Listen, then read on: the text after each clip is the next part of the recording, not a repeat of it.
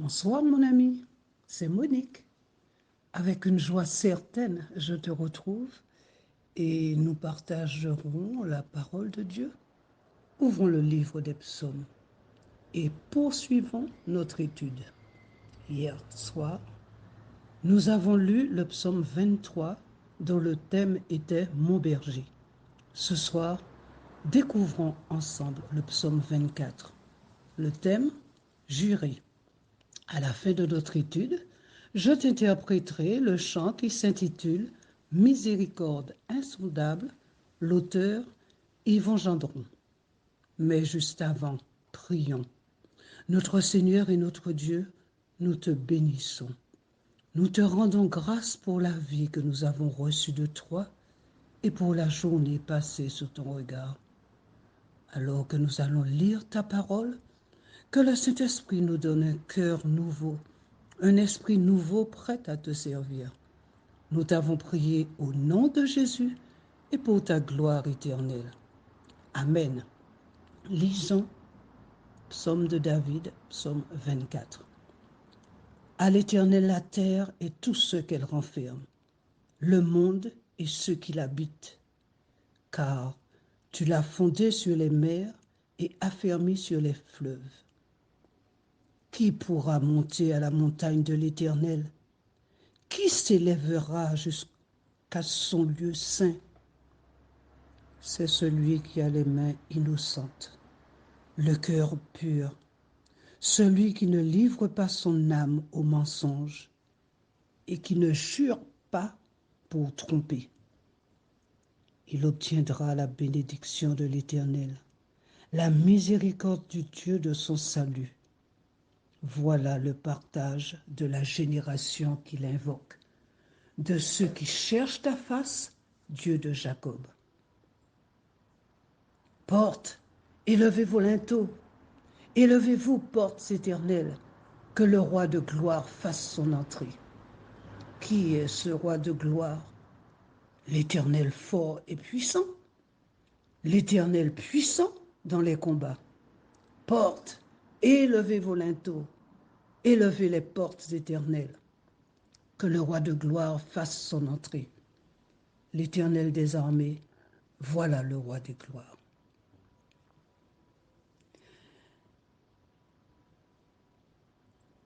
Le psalmiste nous présente deux magnifiques toiles, si je puis m'exprimer ainsi. Chacune de ces toiles nous font découvrir un lieu précis. Versets 1 à 3. Première toile, l'œuvre de la création, ouvrage des mains de l'Éternel. Je cite, « La terre et ce qu'elle renferme, le monde et tous ceux qui l'habitent. » Oui, le monde appartient à notre Dieu.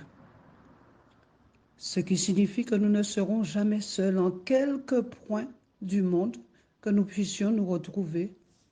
Dieu est là. Il est là présent en nous. Et le Saint-Esprit nous accompagne. Nous sommes ses enfants bien-aimés et rachetés par Jésus. Le monde donc et ceux qui l'habitent appartiennent à notre Dieu. La deuxième toile que je t'invite à voir, c'est la montagne de l'Éternel, son lieu saint. Et au verset 3, la question est posée. Je lis. Qui pourra monter à la montagne de l'Éternel? Qui s'élèvera jusqu'à son lieu saint? Oui, il est vrai que notre pèlerinage terrestre n'a qu'un but, nous préparer pour ce jour merveilleux de la rencontre d'avec le Seigneur. Et la Bible dit, ce jour-là, nous verrons Dieu face à face. Ben oui, mais il y a des conditions à remplir. C'est bien pour cela que les versets 4, 5 et 6 nous exhortent et nous invitent. Et à quoi? N'ayons pas peur de le dire. Ces versets nous invitent à la sanctification de nos vies, à la question, qui s'élèvera jusqu'à son lieu saint. Écoutons la réponse du psalmiste. Celui qui a les mains innocentes, nos mains qui nous permettent de servir Dieu et le prochain dans des actions qui honorent Dieu. Et il est même écrit, si ta main droite est pour toi une occasion de chute, coupe-la et jette-la loin de toi, car il est avantageux pour toi qu'un seul de tes membres périsse et que ton corps entier n'aille dans la géhenne. Nous devons donc donner toute gloire à Dieu. Notre corps n'est-il pas le temple de l'Esprit Saint? Ensuite, qui s'élèvera? Celui qui a le cœur pur. Jésus nous dit, heureux ceux qui ont le cœur pur, car ils verront Dieu. Celui qui ne livre pas son âme au mensonge et qui ne jure pas pour tromper. Nous l'avons étudié au verset 7 du psaume 4. Je relis. Éternel, tu fais périr les menteurs. L'Éternel abhorre les hommes de sang et de fraude. Il dit encore au verset 5, il obtiendra la bénédiction de l'Éternel, la miséricorde du Dieu de son salut. Et au verset 6, il est écrit, voilà le partage de la génération qu'il invoque. Amis, la promesse est pour toi, pour moi et pour toutes celles et ceux qui cherchent Dieu, qui mettent leur vie au service de leurs frères. Le jour merveilleux de la rencontre avec notre roi de gloire est proche. À partir des versets 7, le psalmiste nous invite à ouvrir les portes éternelles pour le roi de gloire. Entrez par la porte éternelle. Il y a effectivement les portes matérielles qui doivent s'ouvrir toutes grandes pour qu'entre notre Dieu et sa gloire. Mais c'est aussi une invitation à ouvrir toutes grandes les portes de notre cœur et d'accueillir notre Dieu qui nous aime. Car avant même que nos parents nous aient vus, Dieu nous aimait. Il est écrit, il obtiendra la miséricorde du Dieu et de son salut.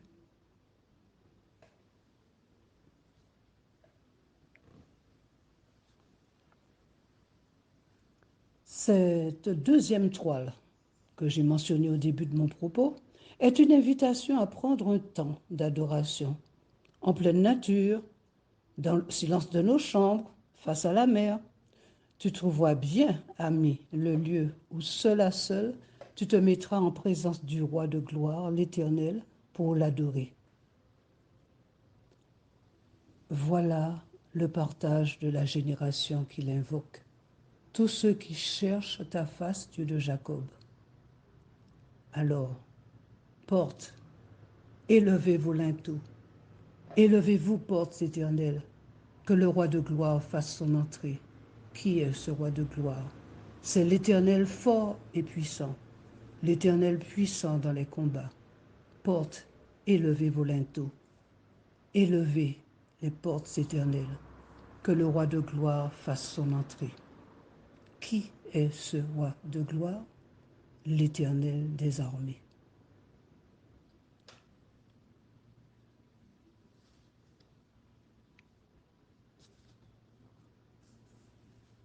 Nous sommes invités maintenant à nous tourner vers l'Éternel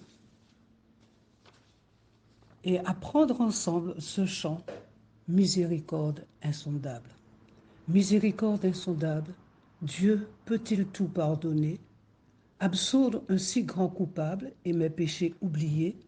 Jésus, je viens à toi, tel que je suis, je viens à toi.